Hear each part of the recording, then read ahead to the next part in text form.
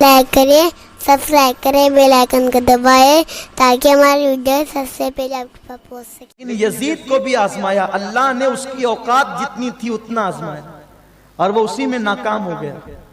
حسین سے لے کر کے بڑا امتحان لیا، وہ کامیاب ہوئے، اور یزید کو دے کر کے بڑا امتحان لیا، یزید ناکام ہوا۔ اللہ نے مال دیا، دولت دی، محل دیا، حکومت دی، اس میں وہ عیاش ہوا، آوارہ ہوا۔ یزید کا ایک دوست ہے جس کا نام سرجون ہے، یزید کی ساری پول کھولنے والا اور یزید کے سارے کچے چٹوں کو بے نقاب کرنے والا سب سے زیادہ اگر کوئی ہے تو وہ سرجون ہے۔ سرجون یزید کا ابتدائی دنوں کا دوست ہے، جب یزید کے کردار کو کوئی نہیں جانتا تھا، جب سے سرجون اس کے کردار کو جانتا تھا، اور اس نے بہت باتیں کی ہے۔ ابن کثیر، حافظ ابن کثیر جو ابن تیمیہ کے شاگرد ہے، انہوں نے بہت بڑی باتیں سرجون کے حوالے سے یزید کے بارے میں لکھی ہے۔ تو سرجون کہتا ہے کہ یزید کی زندگی کا اختتام یہ ہے، اس کی زندگی کا اینڈ یہ ہے جو ہم سب کو عبرت کی طرف لے جاتا ہے۔ یوں تو ابن زیاد کا اینڈ، شمر کا اینڈ، یہ سب چیزیں ہمیں عبرت کی دعوت دیتی ہے کہ بہت دن تک کوئی کسی پہ ظلم نہیں کر سکتا۔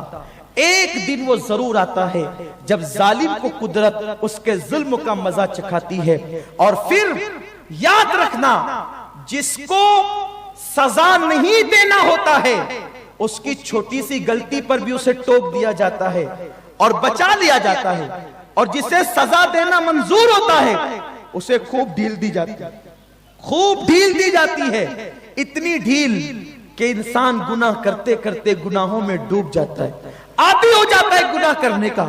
جو لوگ دولت کی بنیاد پہ پاپ کرتے ہیں، جو لوگ دولت کی ریل پیل کی بنیاد پر عیاشیاں کرتے ہیں، وہ سوچتے ہیں کہ قدرت ہمیں مال دے کر بھول گئی، ہمیں محل دے کر بھول گئی، لیکن سن لو میرا رب کسی کو بھولتا نہیں ہے۔ اگر کوئی تحت الثری کی تہ میں جا کر گناہ کرے تو بھی قدرت اسے دیکھتی ہے۔ اس لیے طاقت کے بل پر، جوانی کے بل پر، مال کے بل پر کبھی اللہ کی نافرمانی نہ کرنا، ورنہ قدرت جب ڈوری ٹائٹ کرتی ہے تو پھر انسان کے توبہ کے لیے بھی ہاتھ نہیں اٹھتے۔ تو یزید نے خوب عیاشیاں کی، بندروں کا ناچ دیکھنا، مرغ لڑانا، اسی طرح سے معاذ اللہ سرجون نے یہاں تک کہا ہے کہ یزید اس بدترین ذات کا نام ہے کہ جب اس کی شہوت بھڑکتی، حیا کے پردے میں کہنا چاہتا ہوں،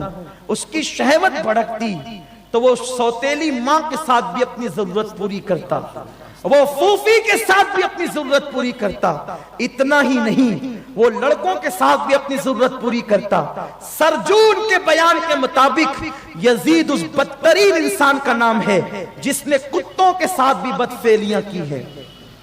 یزید کے محبین کم سے کم ہمارا بیان نہ سنتے، ابن تیمیہ کے شاگرد ابن کثیر کو پڑھ لیتے تو کم سے کم رحم اللہ اور امیر المومنین تو نہ کہتے۔ ارے تم یزید کو رحم اللہ کہتے ہو اور امیر المومنین کہتے ہو تو ہر امیر المومنین پہ سوالیہ نشان کھڑا ہو جائے گا، لوگ کہیں گے معاذ اللہ کہ یزید بھی امیر المومنین، حضرت عمر بھی امیر المومنین، تو کیا معاذ اللہ حضرت عمر کا کردار یزید کی طرح تھا؟ استغفر اللہ، سوچو، شرم کرو، دین کو کیوں بدنام کرنا چاہتے ہو؟ تو کتوں کے ساتھ بدفعلی کرنے والا یزید ہے۔ میرے علم میں ابھی تک یہ بات نہیں آئی، اللہ رسول کی عطا سے ہم نے اپنے بزرگوں کی بہت کتابیں پڑھنے کا شرف حاصل کیا ہے، لیکن مجھے فرعون کے متعلق بھی یہ بات نہیں ملی کہ اس نے کتوں کے ساتھ بدفعلی کی، نمرود کے متعلق بھی یہ بات نہیں ملی، بخت نصر کے بارے میں، ابو جہل وغیرہ کے بارے میں بھی یہ بات ہم نے نہ پڑھی نہ سنی کہ اس نے کتوں سے بدفعلی کی۔ لوگ کہتے ہیں حضرت امام اعظم نے یزید کو کافر نہیں کہا، تم لوگ اتنی اس کی برائی مت کیا کرو۔ تو آپ سمجھتے کیا ہیں کہ اگر اس کو کافر نہیں کہا تو کیا مسلمان کہا ہے؟ امام اعظم نے نہ اس کو مسلمان مانا نہ اس کو کافر کہا، اور امام اعظم کی فقہی ندرت تم کیا جانو؟ تمہیں تو حنفیت کی ہوا بھی نہیں لگی ہے۔ دراصل اگر کافر کہہ دیتے امام اعظم، ان کی فقہی بصیرت دیکھو کتنی عظیم ہے، ان کی دور اندیشی دیکھو، اگر کافر کہتے تو لوگ سمجھتے جیسے ہندوستان کے بمبئی کے کافر کی طرح، یعنی ایک محدود تصور ہو جاتا، کیونکہ بہت سارے کافر ایسے ہیں کہ جو کفر تو کرتے ہیں لیکن شراب نہیں پیتے۔ آپ کے بمبئی میں بہت سارے کافر ایسے ہیں جو لوگوں کے شراب چھڑانے کے لیے دوائیاں دیتے ہیں، ہے نا؟ ایسے کافر ہیں، بہت سے کافر ایسے ہیں جو کافر ہیں لیکن زانی نہیں ہیں، جو زنا کے بارے میں تقریریں کرتے، لیکچر دیتے ہیں مت جاؤ زنا کی طرف۔ کوئی ضروری نہیں کہ کافر ہو تو زنا بھی کرے، کافر ہے لیکن زنا نہیں کرتا، کافر ہے لیکن شراب نہیں پیتا، ایسا بھی ہے۔ اگر یزید کو کافر کہہ دیتے تو لوگ سمجھتے ویسا کافر جیسے مالیگاؤں میں کوئی کافر رہتا ہو، جیسے بمبئی کا کوئی کافر ہو۔ لوگ شیطان کو کافر نہیں کہتے، کیونکہ شیطان ایک اصطلاح کا نام ہے، یعنی جب بھی شیطان آئے گا، کفر کی جان شیطان، لڑائی لگانے والا شیطان، زنا کروانے والا، یعنی اس کا نام آیا اور ساری گندگی سامنے آ گئی۔ تو یہ شیطان ایک خود اصطلاح ہے، اسے کافر، منافق، مشرک کہنے کی ضرورت نہیں۔ نام شیطان خود ایک اصطلاح ہے، جس طرح نام شیطان ایک اصطلاح ہے، اسی طریقے سے نام یزید ایک اصطلاح ہے۔ کافر کہہ کر اس کی برائیوں کو آپ محدود نہیں کرنا چاہتے تھے، بلکہ بتانا چاہتے تھے جب یزید ہو، ہر گندگی، مطلب ہر گندگی کا دوسرا نام یزید، کوئی برائی نہ چھوٹے۔ یہاں تک اس بدبخت نے کہا کہ محمد پر کوئی وحی نہیں آئی تھی، بس حکومت کا ڈھونگ رچانے کے لیے یہ ساری چیزیں کی، معاذ اللہ استغفر اللہ، اس طرح کی بکواس اس نے کی ہے، کتابیں بھری ہوئی اس سے، سارے معاملات لکھے ہوئے۔ تو سرجون کہتے اتنی گندگی تھی اس میں، اور اس کی تمنا تھی کہ ہر دن وہ ایک الگ عورت کے ساتھ زنا کرے، مجرے سننا۔ اس کی نیند اس طرح ہوتی تھی کہ اس کے سرانے شراب کے مٹکے رکھے رہتے تھے، اور ناچنے والی لڑکیاں ناچتی تھی، گانے والی گاتی تھی، اور اس ماحول میں وہ بستر پہ لیٹتا تھا۔ اس کا جسم انتہائی موٹا اور بھدا، بدن پر جیسے سور کے کڑک اور سخت بال ہوتے ہیں ویسے اس کے جسم پہ سخت اور کڑک بال تھے۔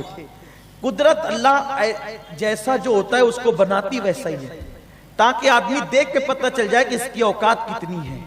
دیکھو بکری کے بدن پہ بھی بال ہوتے ہیں اور سور کے بدن پر بھی ہوتے ہیں۔ بکری کے بال قدرت نے ایسے بنائے دیکھو تو ہاتھ پھیرنے کو جی چاہے، اور قدرت نے سور کے بال ایسے بنائے کہ دیکھ کر نفرت آئے، دیکھ کر ہی نہیں بلکہ نام سے نفرت آئے۔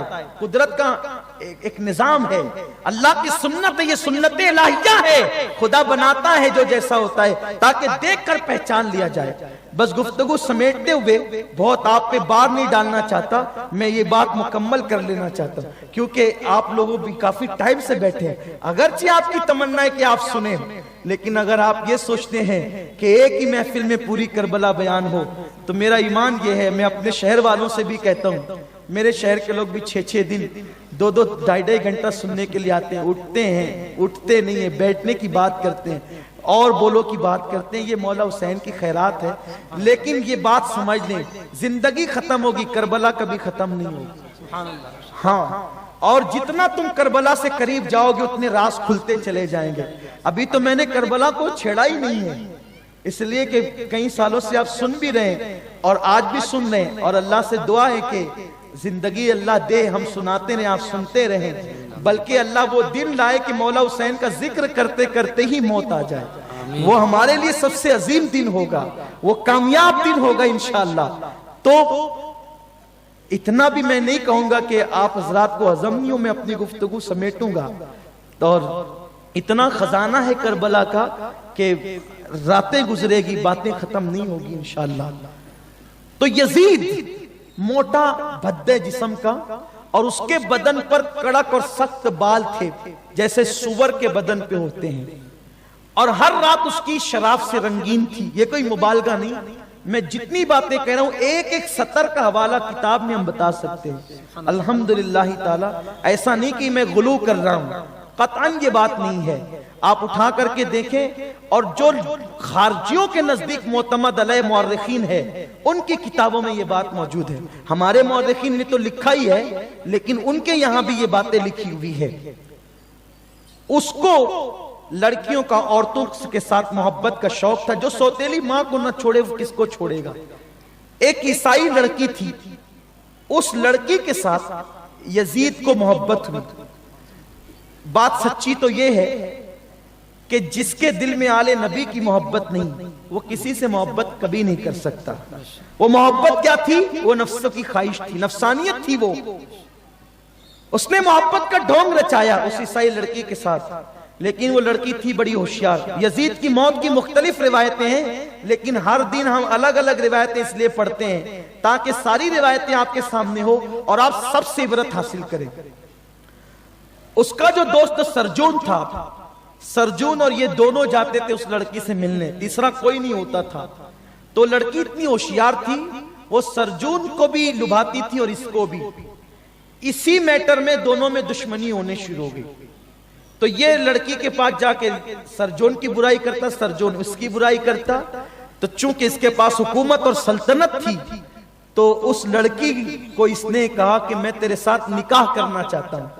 اور وہ لڑکی نے کہا ٹھیک ہے, اگر نکاح کے لیے تیار ہے تو کل آئے گا تو اکیلا آنا, سرجون کو ساتھ نہ لانا اور کسی سپاہ کو ساتھ نہ لانا, اور ہم پھر تیرے ساتھ نکاح کریں گے. وہ لڑکی اپنے گھر سے نکلی, یزید کا موٹا جسم گھوڑے پر تھا اور اسی کے گھوڑے پہ وہ بیٹھ گئی پیچھے کی طرف. زبان حیا اس پہ بھی خاموش ہے کہ ایک موٹے انسان کے ساتھ ایک لڑکی اگر ایک گھوڑے کی پیٹھ پر بیٹھے تو فاصلے کتنے سمٹے ہوں گے یا کتنے نہیں ہوں گے آپ اچھی طرح جانتے ہیں. بس صرف منظر کشی کرنا ہے اور بتانا یہ ہے کہ یزید کی زندگی کا اختتام کیا ہے, کس حالت میں اہل بیت کے گستاخ کو موت آئی اور اس کا انجام کیا ہوا. اللہ اکبر. پھر وہ لڑکی بیٹھی اور اس نے گھوڑے کو ایڑ لگا دی. وہ مہارت رکھتی تھی گھوڑا دوڑانے میں. گھوڑا دوڑتا رہا, یزید اچھلتا رہا, حتیٰ کہ گھوڑا پسینے پسینے ہوا اور یزید چونکہ موٹا انسان تھا جلدی تھک گیا وہ. اور ایک جنگل میں پلان کے مطابق ایک گھوڑا اور بندھا تھا اور کچھ لوگ وہاں پر موجود تھے. لڑکی اس گھوڑے سے اتر کر اس گھوڑے پہ اس نے چھلانگ لگائی اور بیٹھی اور اس نے کہا یزید نکاح کی شرط یہ ہے, ہم دونوں دوڑ لگاتے ہیں گھوڑے کی, اگر تو آگے نکل گیا تو نکاح ہوگا ورنہ نہیں. اس کا گھوڑا بھی تھک چکا تھا اور یہ بھی تھک چکا تھا. لڑکی گھوڑا دوڑاتی رہی, یہ آگے کرنے کی کوشش میں خوب بھگاتا رہا, حتیٰ کہ بہت یعنی کہ دیر تک کہ یہ سلسلہ چلتا رہا. اور پھر یہ پسینے سے شرابور ہو کر اپنے گھوڑے کی لگام چھوڑ کر گھوڑے سے زمین پہ گرا. جب گھوڑے سے زمین پہ گرا تو یہ تڑپتا تھا مجھے پانی دے دے, پانی دے دے, اور کہتا تھا کہ کسی طرح تیرے ساتھ میرا نکاح ہو جائے. تو لڑکی نے اس کے سینے پہ پیر رکھا, اس عیسائی لڑکی نے, اور پھر کہا ظالم تو پانی مانگتا ہے اور تم مجھ سے نکاح کی بات کرتا ہے. میں نے سنا ہے کہ تیرے حکم سے تیرے نبی کا گلشن ویران ہوا. جو اپنے نبی کی اولاد کا وفادار نہ ہوا وہ میرا کیا وفادار ہوگا. میں تو مذہب کے اعتبار سے عیسائی ہوں. اس لڑکی نے کہا جب تو اپنے نبی کی اولاد سے بے وفائی کرتا ہے مجھ سے وفا کب کرے گا. اور اس نے اپنے کمر سے خنجر نکالا اور یزید کی شہرک پر اس حالت میں جبکہ وہ پیاس کے لیے تڑپ رہا تھا اس کی گردن پر وہ خنجر چلا دیا. اب اس کا ملک شام میں رہنا خطرے سے خالی نہیں تھا. تو اس نے سرجون کو بلایا اور یہ واقعہ بتا کر وہ سرجون کے ساتھ فرار ہو گئی. اور اب یزید کو کاٹ دیا گیا, وہ مر گیا. یہ داستان کسی کو پتا نہیں. یزید کے 8 بیٹے تھے. وہ بیٹوں نے یزید کو ڈھونڈنا شروع کیا, تلاش کرنا شروع کیا, لیکن کہیں نہیں پایا. پھر ایک مرتبہ حکومت کے کچھ سپاہی یا کچھ لوگ شکار کے لیے جنگل میں نکلے تو یزید کے لاشے کو انہوں نے اس حال میں پایا کہ اس کا لاشا سڑ رہا تھا اور اس میں کیڑے موجود تھے. تو اس کے 8 بیٹوں نے مل کر اس کی نماز جنازہ پڑھے بغیر, اس کے جسم کو غسل دیے بغیر, کیونکہ پوزیشن ہی یہ نہ تھی کہ غسل دیا جاتا کیونکہ جسم پھٹا ہوا تھا اور اس میں کیڑے تھے اور بدبو آ رہی تھی, تو اس کے جسم کو نہلائے بغیر اور نماز جنازہ پڑھے بغیر اس کو جو ہے اس کے بیٹوں نے دفن کر دیا اور چھپا کر دفن کیا، بتایا نہیں گیا جنگل کے اندر. اور پھر یہاں تک حالات ہوئی کہ بس انہوں نے اعلان کر دیا کہ یزید مر گیا، اور اس کے بعد اس کے بیٹے معاویہ اصغر کو حکومت سونپنے کی بات کی گئی. تو معاویہ اصغر کا کہنا یہ تھا کہ جس تخت پر اہل بیت کے خون کے دھبے ہو وہ تخت مجھے نہیں چاہیے، اور اس نے لینے سے انکار کہ وہ مر گیا. اس کے بعد اس کے 8 بیٹے یکے بعد دیگرے مرض میں مبتلا ہو کے مرتے چلے گئے، اور اس کی نسل وہیں پر ختم ہو گئی. لیکن امتحان میں وہ اس طرح ناکام ہوا، عیاشیاں کی، برائیاں کی، اختتام یہ ہوا نسل بھی ختم ہو گئی. حسین نے سب کچھ لٹایا. مولا اگر تو بیٹا مانگتا ہے جوان تو لے لے، معصوم علی اصغر مانگتا ہے تو لے لے، میری جان چاہیے وہ بھی لے لے. سب حسین نے دیا، سب دیا، خدا کو راضی کیا. تو پھر حال یہ ہوا کربلا سے حسین کا ایک ہی بیٹا لٹا ہوا مدینے پہنچا تھا. اس ایک ہی بیٹے میں اللہ نے اتنی برکت عطا کی کہ پوری دنیا کے اندر جہاں کئی مسلمان بستے ہیں وہاں حسینی سید آج بھی موجود ہے. ارے خود آپ کی بستی میں شاہ بخاری جو سو رہے ہیں یہ امام حسینی کی تو اولاد ہے. آپ غور فرمائیں تو یہ فیضان حسینی آج گھر گھر بٹ رہا ہے. لوگ کہتے ہیں حسین کا گلا کٹ گیا، حسین ہار گئے، یزیدیوں نے گلا کاٹ لیا، یزیدی جیت گئے. ہم کہتے ہیں ایسا نہیں ہے. دیکھیے جنگ کے ایجنڈے ہوتے ہیں، ایجنڈا جو جیتتا ہے وہی جیتا ہوا مانا جاتا ہے، جو ایجنڈا ہار جاتا ہے وہ جیتا ہوا نہیں مانا جاتا. یزید کا ایجنڈا یہ تھا حسین میں تیرے ہاتھ سے بیعت لے کر کے رہوں گا. حسین کا ایجنڈا یہ تھا میں بیعت نہیں کروں گا. یزید بیعت لینا چاہتا تھا، حسین بیعت کرنا نہیں چاہتے تھے. مجھے بتاؤ اگر یزید بیعت لے لیتا تو پھر لوگ کہتے یزید جیت گیا. حسین نے بیعت نہیں کی، مولا حسین جیتے. اور اللہ اکبر، مورخین نے یہاں تک لکھا کہ جب امام حسین کا سر کاٹ لیا گیا تو اس وقت یزیدیوں میں سے کسی نے یہ پلان پیش کیا تھا، منصوبہ پیش کیا تھا، جیتے جی حسین نے یزید کے ہاتھ میں ہاتھ دے کر بیعت نہیں کی تو چلو جلدی سے حسین کے ہاتھ کاٹ لیتے ہیں، وہی ہاتھ لے جائیں گے دمشق کو اور یزید کے ہاتھ میں ہاتھ رکھ دیں گے تو حسین کی روح تڑپے گی کہ جیتے جی ہاتھ نہ دیا. تو شہادت کے بعد تو یزید کے ہاتھ میں ہاتھ دے دیا، لیکن جیسے وہ لاشے کی طرف بڑھے قدرت نے حسین کے دونوں ہاتھ اٹھا لیے تھے. اب مولا حسین کے ہاتھ موجود نہ تھے. مولا حسین نے شہادت سے پہلے اپنے ہاتھ بچائے، اللہ نے شہادت کے بعد ان کے ہاتھوں کی لاج رکھی اور بتا دیا کہ حسین ایجنڈے پر تو جیتے گا، یزید شکست کھائے گا. اور بمبئی والوں میں تمہیں کیا بتاؤں، تم تو لڑنے والے لوگ ہو، تمہارے یہاں لڑائیاں مشہور ہے. دیکھو جب دو گروپ لڑتے ہیں تو جو میدان چھوڑ کے بھاگ جاتا ہے اس کو ہارا ہوا کہتے ہیں، اور جو میدان میں کھڑا رہتا ہے اس کو جیتا ہوا کہتے ہیں. یہی تو ہے، ہار جیت کا معیار زیادہ سے زیادہ یہی ہے کہ جو میدان چھوڑ گیا وہ ہار گیا، جو میدان میں موجود ہے وہ جیت گیا. آپ مجھے بتائیے کربلا کے اندر اس وقت کھڑا کون ہے؟ کیونکہ جنگ تو کربلا میں ہوئی تھی، اس وقت کھڑا کون ہے؟ یزیدی یا یزید ابن زیاد شمر کون کھڑا ہے؟ ان کے پتے بھی نہیں ہے، سب بھاگ گئے ہیں. آج بھی حسین کا گنبد بتا رہا ہے حسین آج سے 1350 سال پہلے جیسے یزیدیت کے خلاف ڈٹ کے کھڑا تھا، آج بھی حسین وہاں پہ ڈٹا ہوا ہے اور بتا رہا ہے میدان چھوڑ کے ہم نہیں گئے ہیں، میدان چھوڑ کر تم گئے ہو. میدان کربلا تو آج بھی ہمارے ہاتھ میں ہے اور قیامت تک رہے گا. جب تک حسین نہ آئے تھے وہ کرب و بلا تھا، حسین آ گئے کربلا رشک جنت بن گیا ہے. آج بھی فرشتے ادب اور احترام کے ساتھ وہاں کی خیرات لینے کے لیے آتے ہیں. اللہ ان کی خیرات ہمیں بھی نصیب فرمائے. ان کے گھر میں بے اجازت جبرائیل آتے نہیں، قدر والے جانتے ہیں، قدر شان اہل بیت، سر کٹانا جان دینا. کوئی تجھ سے سیکھ لے جان عالم ہو فدا. اے خاندان اہل بیت اپنا سودا بیچ کر بازار سونا کر گئے. کون سی بستی بسائی تاجران اہل بیت پورے کرتی ہے है, अरूसान शहादत का सिंगार खूब दूल्हा बना है। हर जवाने अहले बैत बेअदब गुस्ताख फिरके को सुना दे ए हसन, बेअदब गुस्ताख फिरके को सुना दे ए हसन, यूं कहा करते हैं। सुभान अल्लाह, सुभान अल्लाह, सुभान अल्लाह।